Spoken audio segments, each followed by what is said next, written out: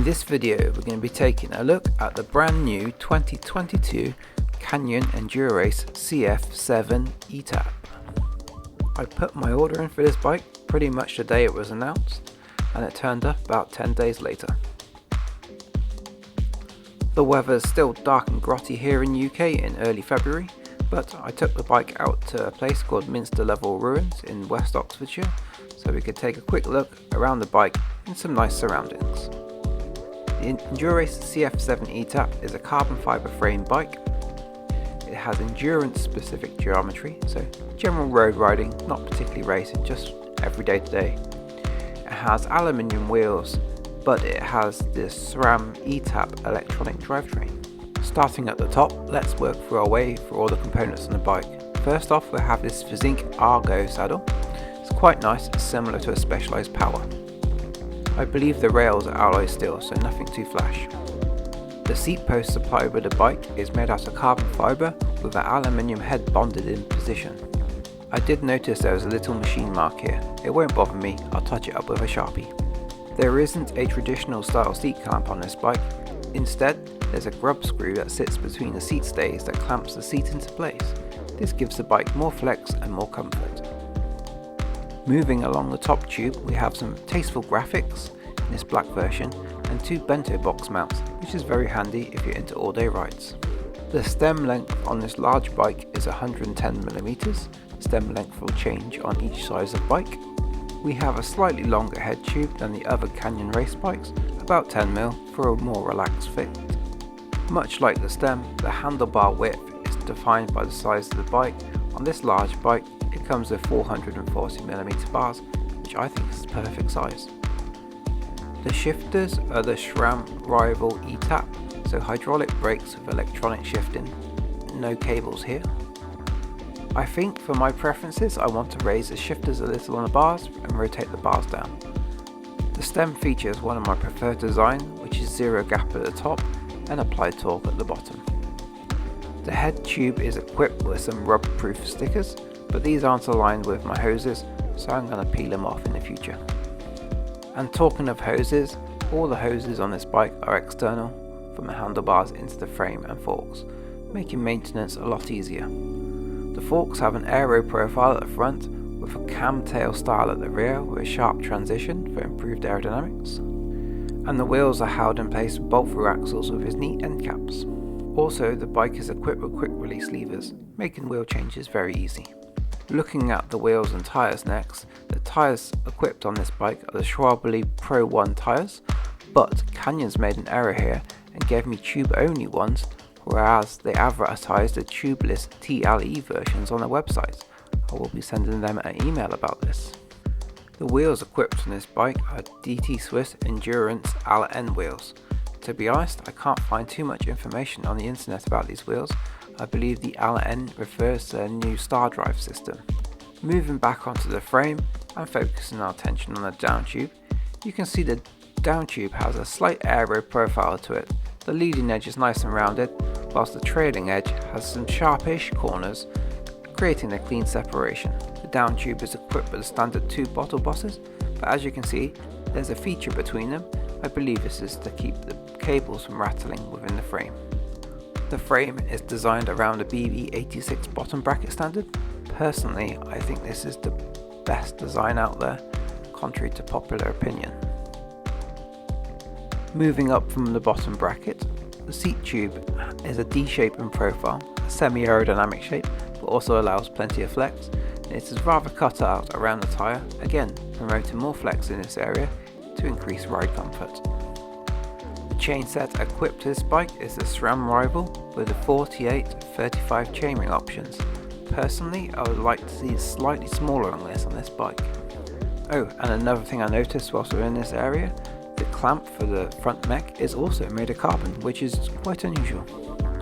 Looking at the chainstay now, you can see we have a metallic anti-suck guard bonded to the chainstay. It's a good idea. Also, along the top of the chainstay, we have a really nice thick rubber guard, which should prevent the paint chipping from where the chain hits it. The cassette equipped on this bike is the 10-36 SRAM option, 12 speeds. It's a good cassette for all-round use. This bike has plenty of range. One thing that's exceptional about this bike is its tyre clearance. These 30mm tyres, I believe, are blown up slightly larger than 30 on these wide rims. Plenty of clearance left and right, to the point where you can fit a 35mm tyre. The through axle has this nice port covering up the threads.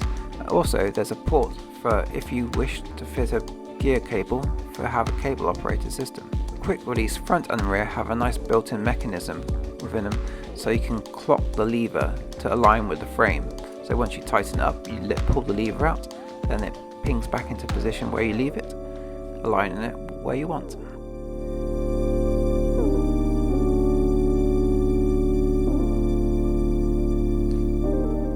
Just a quick view of the forks here. Look at the exceptional clearance they have around these 30mm tyres.